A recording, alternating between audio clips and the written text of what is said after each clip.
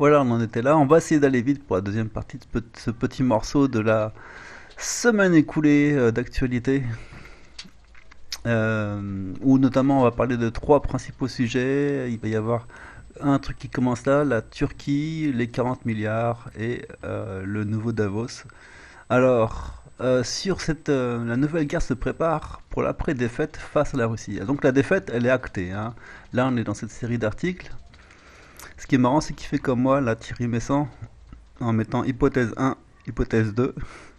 Alors moi, mes deux hypothèses, c'était à un autre niveau, mais bon, lui, il va se demander qu'est-ce qui se passera après la guerre, et notamment qu'est-ce qu'on va faire de cet argent, cette manne financière de 40 milliards qui vient d'arriver sur l'Ukraine. Élargissement de l'OTAN, confirmant un nouvel objectif, ou les sanctions et l'aide militaire occidentale sont destinées à préparer d'autres conflits. L'histoire, c'est que c'est la Turquie, pardon, qui est au centre des questions. Il est pour le moins surprenant qu'après la chute de Mariupol, les États-Unis aient eu la volonté d'envoyer 40 milliards de dollars supplémentaires en Ukraine, où ils en avaient déjà perdu 14 autres. En réalité, les deux tiers ne sont jamais parvenus à destination. Hein, c'est sympa. Ces sommes ont été détournées. Pour bientôt environ 18 milliards de dollars d'armes sont disponibles au Kosovo et en Albanie. Soit on considère que le Pentagone jette l'argent par les fenêtres, soit il investit en soustrayant ce gigantesque arsenal aux yeux du Congrès. On se demande où va l'argent des Black Programmes, d'où vient l'argent des Black Programmes. Et ben, là, il y en a beaucoup qui partent en fumée, on ne sait pas trop où. En fait, les différents analystes se sont penchés sur cette question des 40 milliards, parce que ça a été toute une histoire.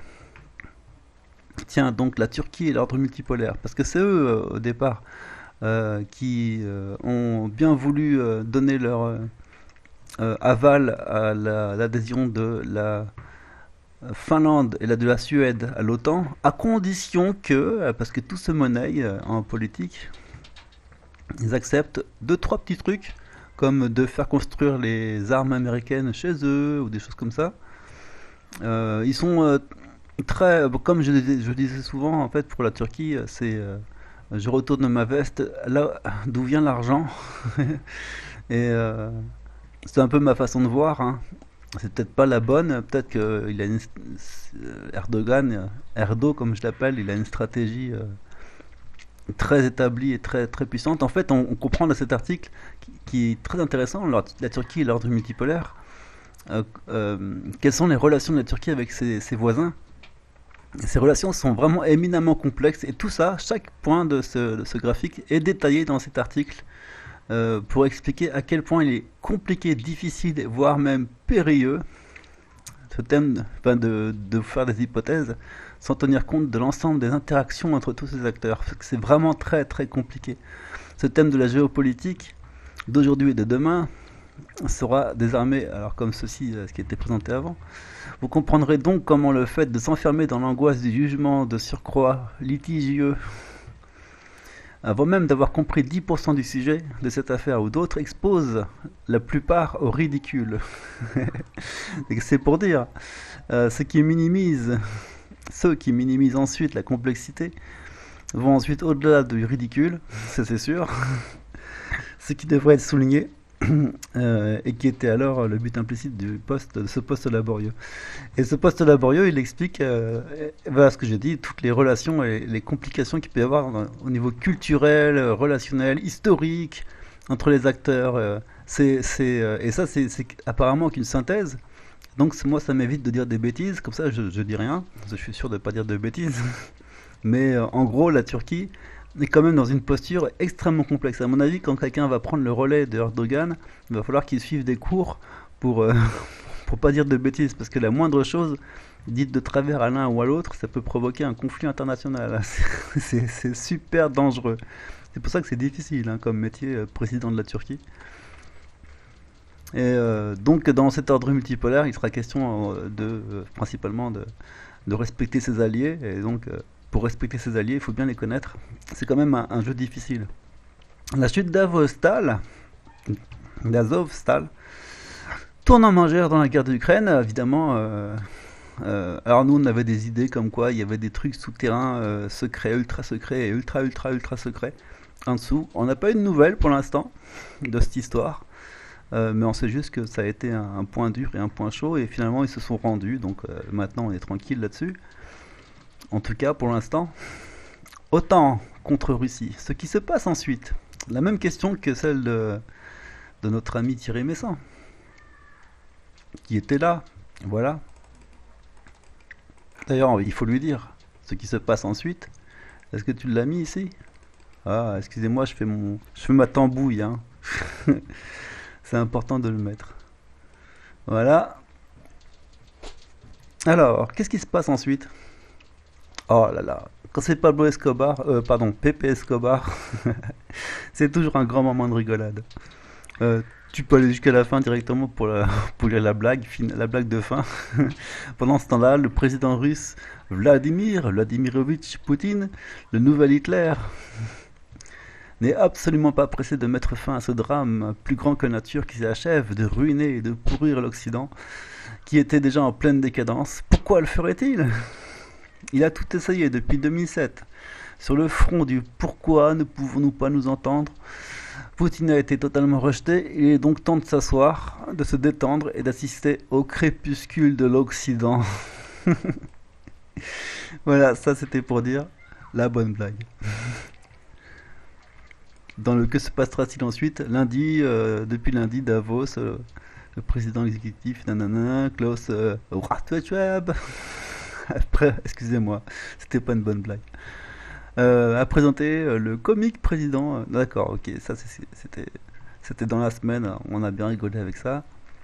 Un coup d'œil rapide aux 40 milliards de dollars qui révèle que 8,7 milliards de dollars serviront à constituer les stocks d'armes américains.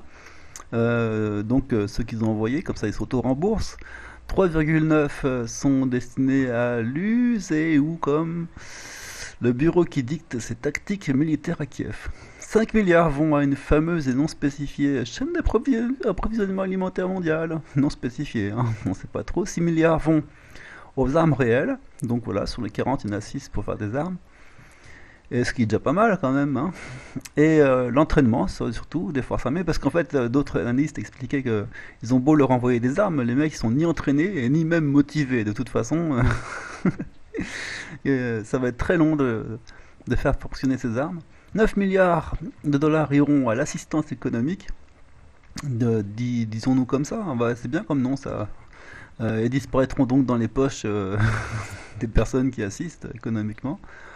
Et 0,9 milliards vont aux réfugiés, ou en tout cas aux associations qui s'occupent des réfugiés. Et toutes leurs dépendances diverses. Bref, c'est une dissipation de monnaie, on sait jamais où ça va.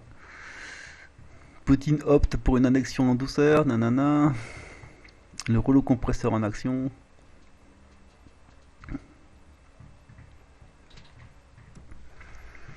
Oui, là, il fait état des pertes.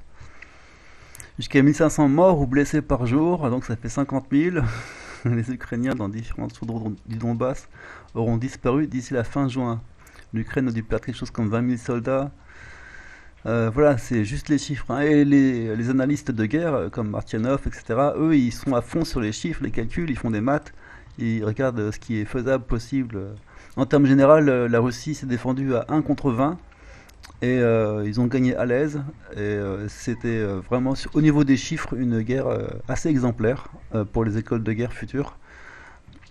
Donc c'est intéressant. Donc dans ce qui va se passer ensuite, on a vu l'effondrement de l'Occident, mais surtout sur cette histoire de 40 000 dollars. Attends, je te retrouve l'article. On avait des séries sur un sénateur fait obstruction, c'était Rand Paul contre les 40 milliards. Finalement, ça n'a pas marché. Et une fois qu'ils les ont débloqués, aide militaire de 40 milliards à l'Ukraine, changement de donne pour l'interrogation. Larry Johnson, c'est attention, quelqu'un qu'on a donc dû référencer. On a 14 articles de lui, mais c'est aussi un personnage cité très très souvent dans les articles des autres. Je sais plus ce qu'il fait, il travaille à la CIA ou je sais pas quoi, mais en tout cas c'est un gros bonhomme. Il y a une histoire avec Scott Ritter, parce qu'au départ, il y avait Gonzalo Lira qui disait moi, je n'écouterai plus jamais Scott Ritter, parce que, qui est pourtant un de nos analystes de référence, parce qu'il s'est trompé sur le fait que les 40 milliards allaient changer la donne. La question, c'est est-ce que ça va changer la donne? Tout le monde se pose la question. C'est une série d'articles en fait sur ce sujet.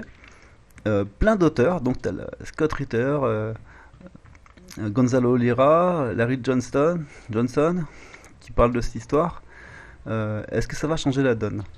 Alors, on a vu Thierry Messant qui expliquait que non. On avait Pepe Escobar qui a fait quelque chose de transversal à toutes ces discussions en disant de toute façon, on a les chiffres et ils sont foutus de toute manière, donc c'est pas la peine de rigoler. Là, c'était Gonzalo qui rigole parce que Scott Ritter l'a appelé Gonzo. Et encore dans cette série d'articles, il y a plein d'autres auteurs qui s'expriment sur cette idée. Encore Larry Johnson qui fait une autre opinion là-dessus.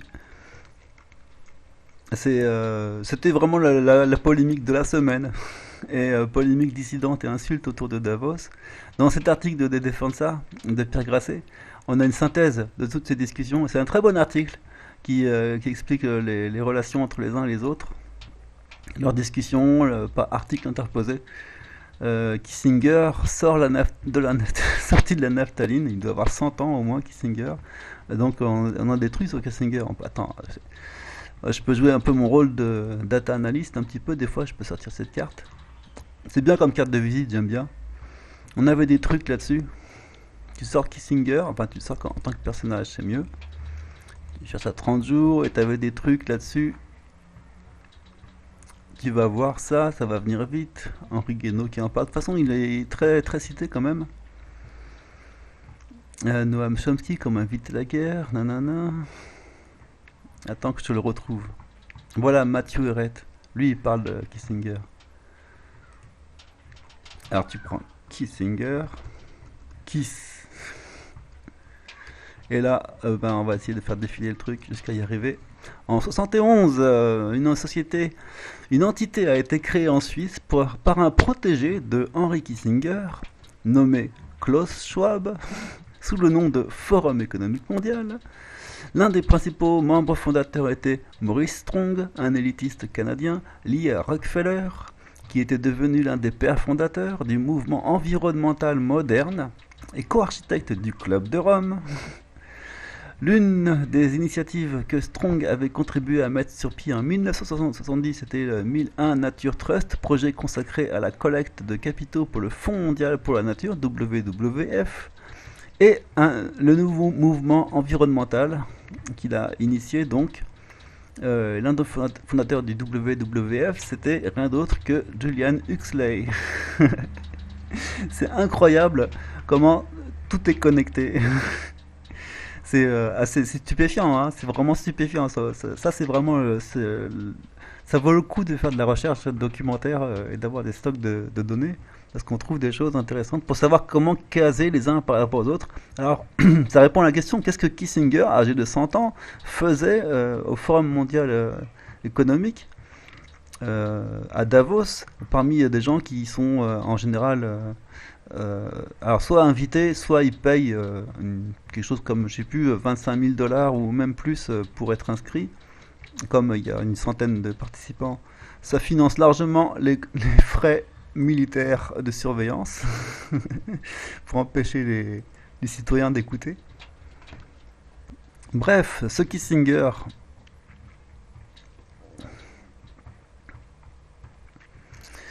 avait fait une déclaration vachement intéressante, polémique soft, pour dire non, vous feriez mieux peut-être les gars de juste donner les terres qu'ils veulent, hein, les Russes, et puis on n'en parle plus, que ça on est tranquille. Ce à quoi ont répondu, c'est plus ça, c'est pas dans cet article précisément, mais ce à quoi ont répondu les gens d'Ukraine, les nazis notamment, mais ça va pas la tête, il faut les exterminer, il n'y a pas moyen, on cède pas un pouce de terrain, mais t'es fou, ça marchera jamais. Voilà, c'était une bagarre de la semaine. Tiens, lui désigne les causes profondes du conflit. Oui, mais c'est bien les causes profondes, c'est toujours très bien les causes profondes, mais les causes premières sont aussi très bien quand même. Parlons des changements de donne en Ukraine et à venir. Ok. Alors ça c'était notre série sur les 40 milliards. Toute une histoire.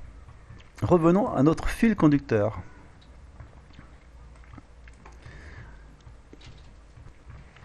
L'Europe ne peut que perdre. Là, il est d'accord avec Pepe Escobar. Confirmation écrite, ça c'était une parenthèse, mais on peut le mettre là, hein, c'est juste pour dire entre parenthèses.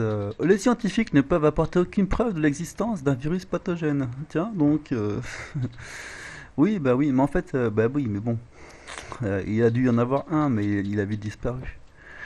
3 semaines après.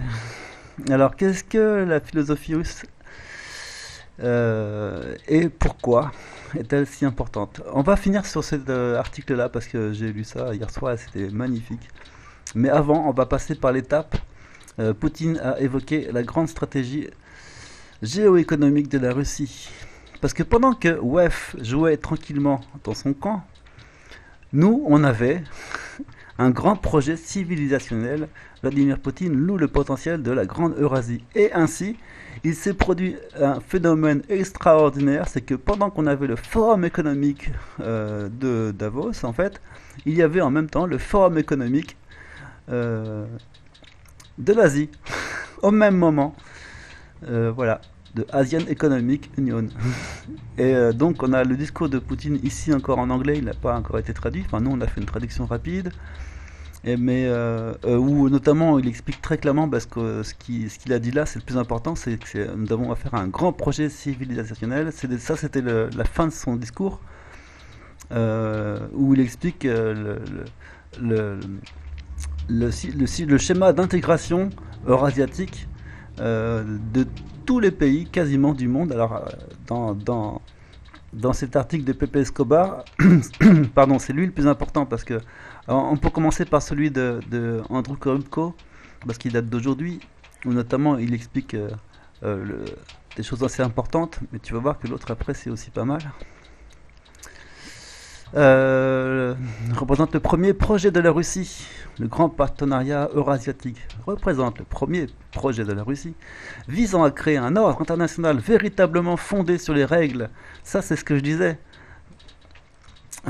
C'est intéressant quand même, hein. Sur le modèle des principes inscrits dans la Charte des Nations Unies, c'est aussi ce que je disais. C'est-à-dire que ce sont eux qui possèdent véritablement les termes qui sont utilisés faussement par les États-Unis. La Charte des Nations Unies, c'est l'Asie. L'ordre fondé sur les règles, c'est l'Asie. Et en termes généraux, le nouvel ordre mondial, c'est l'Asie. Et tous ces termes ont été galvaudés par anticipation par les Américains. C'est quand même stupéfiant, hein. Son noyau, l'Union économique eurasiatique, servira de preuve de concept. Donc la POC, c'est un truc que je fais beaucoup en programmation, moi. Euh, pour cette grande stratégie qui changera littéralement le monde et révolutionnera l'architecture politique et économique du supercontinent. D'un supercontinent, hein. Le résultat final est que tous deux accéléreront la transition systémique mondiale vers la multipolarité. Ça, c'était vraiment le but de notre série d'articles d'aujourd'hui, les deux qu'on a fait. Les deux vidéos, c'était le thème de la multipolarité et de la transition systémique vers ce système. C'est là qu'on est aujourd'hui, c'est notre époque, on le vit en live, on est au tout début de la chose, c'est le moment où il faut commencer à réfléchir, à formuler tout ça correctement, de quoi avons-nous besoin, que voulons-nous, quelles sont les erreurs à ne pas commettre, quelles sont les choses à anticiper pour l'avenir, dans quel monde voulons-nous vivre. Et la question se pose, moi qui ai fait beaucoup de travaux sur un système idéal, comment ça marche, comment faudrait que ça marche dans l'idéal, j'ai évidemment énormément de suggestions à ce sujet, mais je pensais jamais de ma vie voir quelque chose, enfin honnêtement, hein, je pensais jamais de ma vie voir quelque chose comme ça se produire. C'est à ça qu'on assiste. Alors même si évidemment c'est pas du tout frontalement anticapitaliste, c'est quand même idéologiquement socialiste et techniquement c'est égaliste, c'est bien comme terme, je viens de l'inventer à l'instant. Égaliste, ouais, parce que ça prône l'égalité entre tous, et donc le principe de réciprocité est multifactoriel, multidimensionnel, on va dire. Voilà, c'est vraiment un événement où les mots manquent pour tout dire. C'est extrêmement important. Il a commencé par rappeler le père Poutine à tous les prédécesseurs, à tous, que le processus d'intégration eurasiatique, qui n'a pas de S, ah si, les processus d'intégration eurasiatique pertinents n'ont aucune... Alors pardon, excusez-moi, je lis comme un chien, je m'excuse, je recommence. Il a commencé par rappeler à tous que les processus d'intégration eurasiatique pertinents n'ont aucun lien avec les événements récents, puisqu'ils précèdent euh, d'environ une décennie. Ces événements. En fait, il expliquait, Poutine, ouais, autant que je le dise tel que je l'ai mémorisé, que effectivement c'était juste un petit mot pour dire que c'est pas une réponse à Davos, c'est pas une réponse à la situation actuelle, c'est un cheminement qui a été long pour arriver jusqu'à ce stade de créer un forum économique asiatique et un système d'intégration des pays. Alors évidemment, ça a été facilité et accéléré par les échanges commerciaux des monnaies nationales ont déjà lieu, tout comme l'utilisation de systèmes de paiement non SWIFT ont déjà lieu aussi, ce qui protège des chocs extérieurs. Et alors on a les pays de l'OCS. Après il va commencer à lister les pays qui sont intéressés par cette intégration. On a donc les pays de l'OCS, les pays de... Alors en français c'est ANAC, donc c'est nouveau. Les BRICS, et les BRICS qui vont s'étendre à d'autres pays qui vont s'ajouter. Donc tu as tous les pays d'Amérique du Sud, les pays arabes, les pays asiatiques, l'Inde, donc la Russie, les pays autour de la Russie, comme le Kazakhstan, etc., qui eux font déjà partie de l'OTSC. Donc tu as le Pakistan qui est en cours de route, ça c'est très important parce que ça se rejoint avec l'Arabie Saoudite, etc. Et donc c'est vraiment, en fait, 80% du monde, 82% du monde qui est concerné par cette réunion. Alors que nous, on parle que du WEF. Et le WEF qui nous prône un ordre mondial dictatorial, complètement effarant, aberrant. Les gens qui font ça, ils ont 90 ans, ils sont hors sol, ils sont déconnectés de la réalité. Ils se bourrent le mou les uns les autres en disant nous sommes l'autorité du monde, nous décidons du devenir de l'humanité, etc. Alors qu'en fait, ils sont que dalle. Et donc voilà, les médias occidentaux dirigés par les États-Unis ont délibérément omis de rendre compte de cette partie cruciale de son discours, celle où je vais la lire après, hein, pour revenir, se focalisant sur les remerciements rhétoriques, etc., qu'elle a adressés à Dieu. Ok. Alors, la partie historique du discours. En d'autres termes, GPE, Grand Partenariat Eurasiatique, représente le premier projet de la Russie visant à créer un ordre international véritablement fondé sur les règles, sur le modèle des principes inscrits dans la Charte des Nations Unies. Le noyau de l'UEE, ça nous rappelle... ouais, ça nous rappelle quelque chose, servira de preuve de concept pour une grande stratégie qui changera littéralement le monde et révolutionnera l'architecture politique et économique du supercontinent. Le résultat final est que le GPE accélérera la transition économique systémique mondiale. Bon, ça c'était la partie du début, hein, c'était vraiment ce que j'avais déjà dit, excusez-moi. C'est lui, c'est, pardon, Pepe Escobar en anglais, qui nous donne la liste Eurasian Economic Union, donc c'est ça, en anglais c'est EAU. Kyrgyzstan, ok. Il te donne la liste de tous les pays ASEAN, donc ça c'est l'organisation de coopération de Shanghai. Les BRICS, auxquels s'ajoute, il va le dire ailleurs, mais il y a encore d'autres pays qui vont s'ajouter aux BRICS, donc ça va être le BRICS++. Le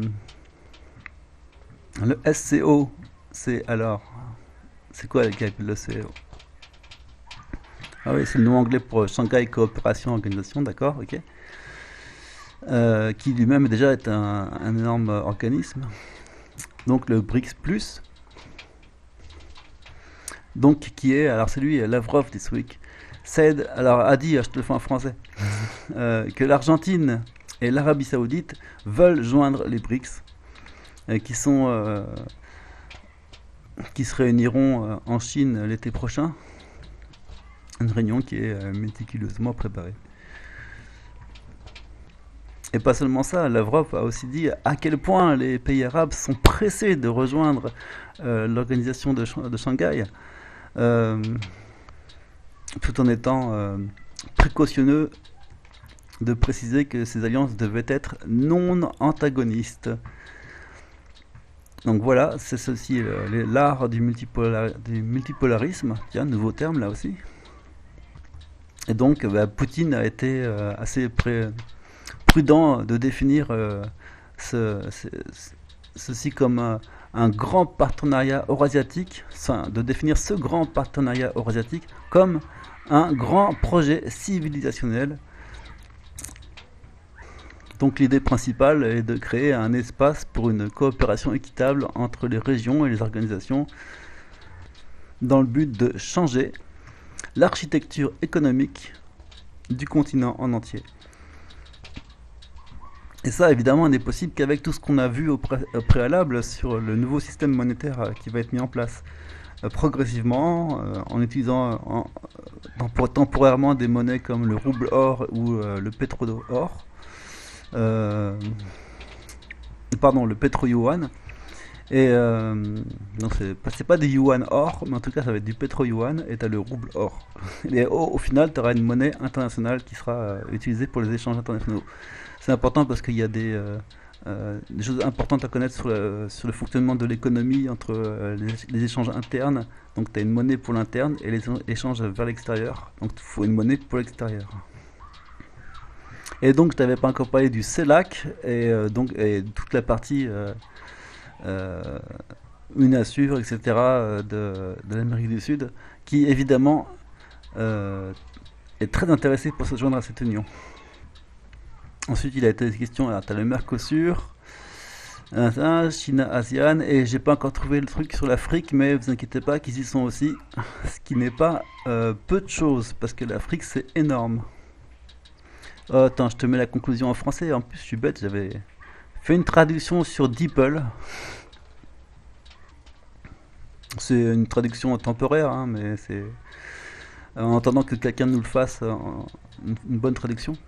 Le Forum économique eurasien a montré une fois de plus que ce train à grande vitesse, l'intégration économique, a déjà quitté la gare. Il est assez éclairant de constater. J'aime bien cette expression, il a déjà quitté la gare. C'est vraiment pour dire que personne n'est encore au courant, mais c'est parti, hein, c'est parti mon kiki. Le monde est en train de se faire et l'histoire est en train de s'écrire.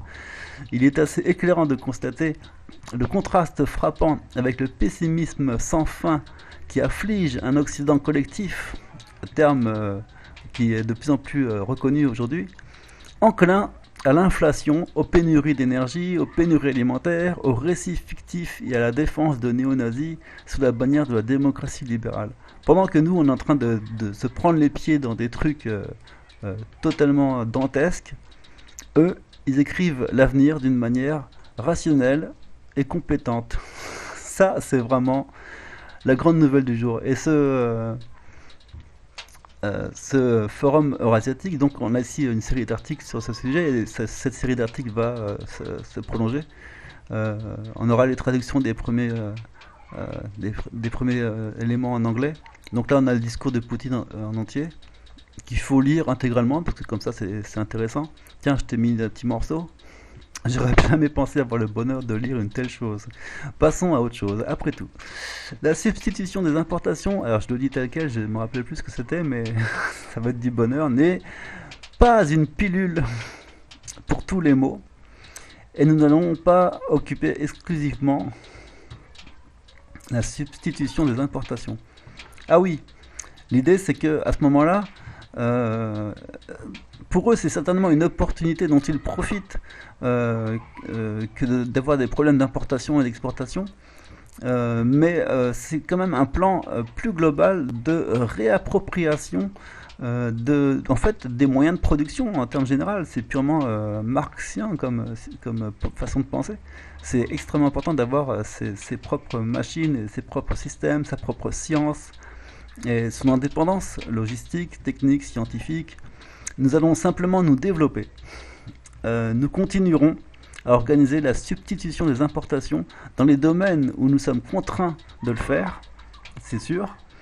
Oui, avec des résultats forcément à un moment donné qui seront mitigés, mais il est certain que nous ne pourrons que devenir plus forts grâce à cela, surtout dans le domaine des hautes technologies. Ce qui est intéressant, c'est que mitigé, il s'attend légitimement à avoir des problèmes, des difficultés et à devoir surmonter des, ouais, des connaissances qu'il n'a pas et qu'il devra obtenir, et puis des problèmes qui vont se générer. C'est extrêmement intéressant d'avoir cette honnêteté intellectuelle, de dire ça va être difficile, mais le jeu en vaut la chandelle. Quand on pense à la création d'un système social ex nihilo, on se prépare à se dire oh, on va sûrement rencontrer tous les problèmes qu'on a voulu éviter, mais on va les aborder avec une nouvelle approche. Et donc on va pouvoir les résoudre rapidement, ces problèmes-là, mais aussi, une fois qu'on les aura résolus, tous les autres problèmes qui vont avec l'ancien système qui ne marchait pas. Le but d'un nouveau système, c'est de résoudre des problèmes que l'ancien système ne pouvait pas résoudre. Donc il faut, quand on construit un nouveau système, en premier résoudre tous les problèmes que l'ancien système résolvait, et ensuite il faut pouvoir profiter des fruits de son travail et commencer à résoudre les problèmes que l'autre système ne pouvait pas résoudre. Donc c'est un chemin difficile, et c'est ça le cheminement de la création d'un système. Et moi je trouve ça magnifique parce que c'est porteur d'avenir.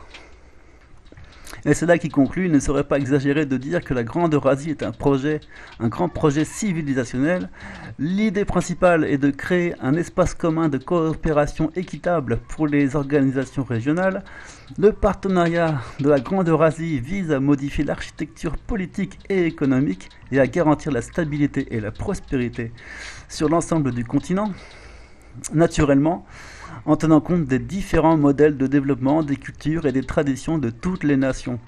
Et ça, le but objectif d'un gouvernement mondial, parce que, entre parenthèses, au WEF, le mec il s'amusait à mettre un haut à gauche dans l'intitulé de la télévision information du gouvernement mondial. Il n'a pas encore été déclaré, mais il se considère comme tel, les mecs.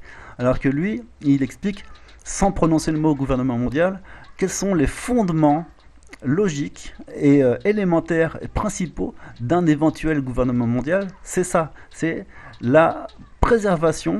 Le but d'un gouvernement mondial, c'est de préserver l'autodétermination des pays et des peuples.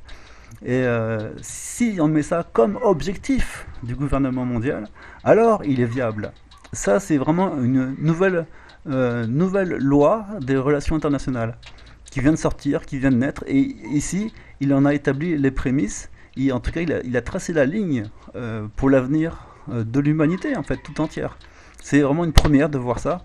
Et c'est absolument fantastique. Quand on comprend et quand on vit l'histoire au moment présent, on n'est que satisfait par ça. Ah. Qu'est-ce que la philosophie russe et pourquoi est-elle encore importante? Oh, je vais finir là-dessus parce que j'ai lu ça hier. C'était très intéressant sur la psychologie et ouais, la philosophie, en fait, les études philosophiques.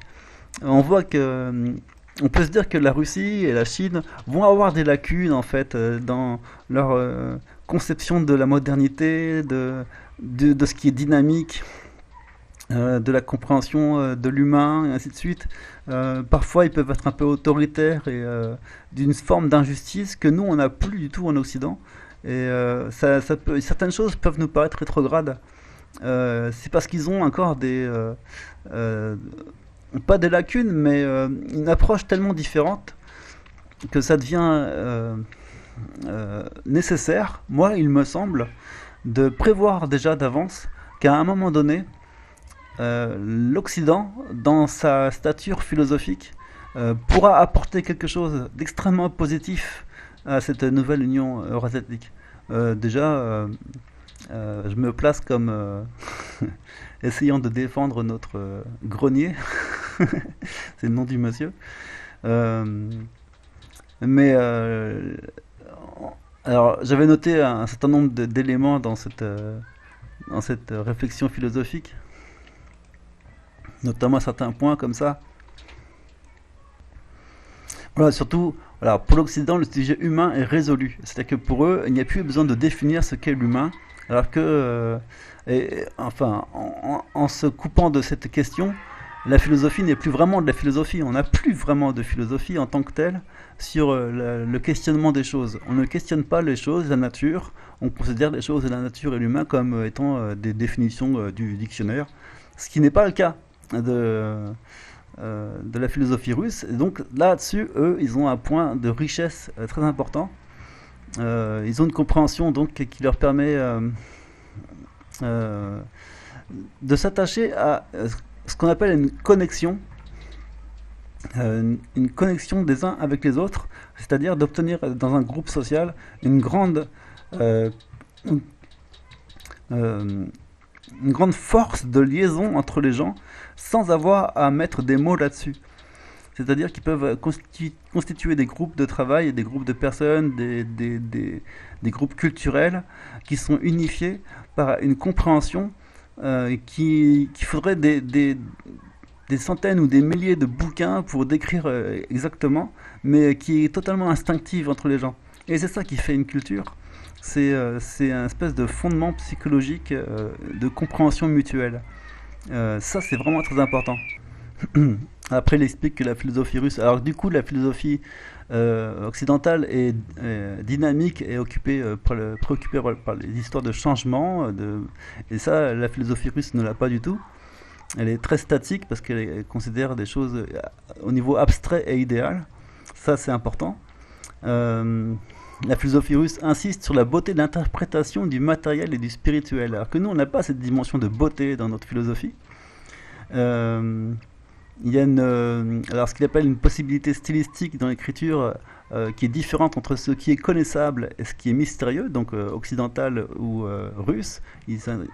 Donc le style et la stylistique dépend du sujet en fait, et traiter d'un sujet inconnu apporte un style différent d'écriture qui est sûrement beaucoup plus artistique et décoratif, ça c'est intéressant.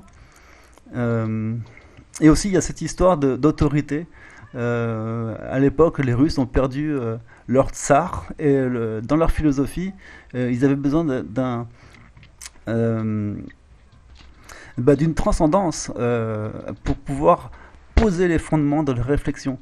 Ils ne peuvent pas être dans le vague, de même que nous, on essaie de se passer de transcendance et de parler plus d'immanence. Et ben eux, ils sont à fond là-dessus. Et en perdant leur tsar, ils ont perdu leur définition de la transcendance. Et ça a conduit la philosophie à une espèce de crise, en fait, pendant quelques temps. Cette figure pour la Russie était le tsar. En même temps, à la suite de la révolution russe, Bulgakov a réalisé que l'histoire ne reviendrait pas en arrière. La possibilité d'un tel arrangement était donc passée. La disparition de l'ancien ordre tsariste avait donc pour Bulgakov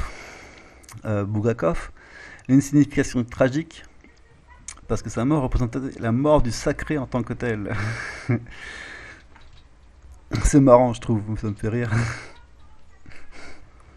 Et là, bah, après, je vais finir là-dessus. C'est sur l'expérience que j'appelle de connexion objective. C'est pas moi qui l'appelle comme ça, mais c'est comme ça, c'est la meilleure appellation, il me semble, pour ça.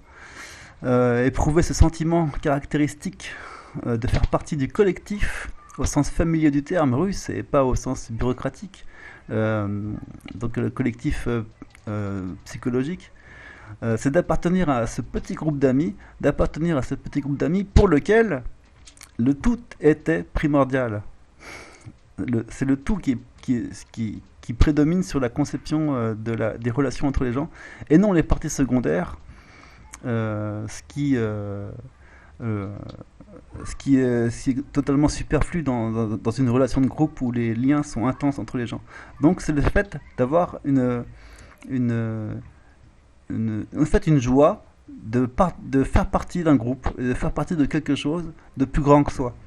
C'est ça l'idée qui forme un groupe social intensément lié, où les individus sont intensément liés les uns avec les autres.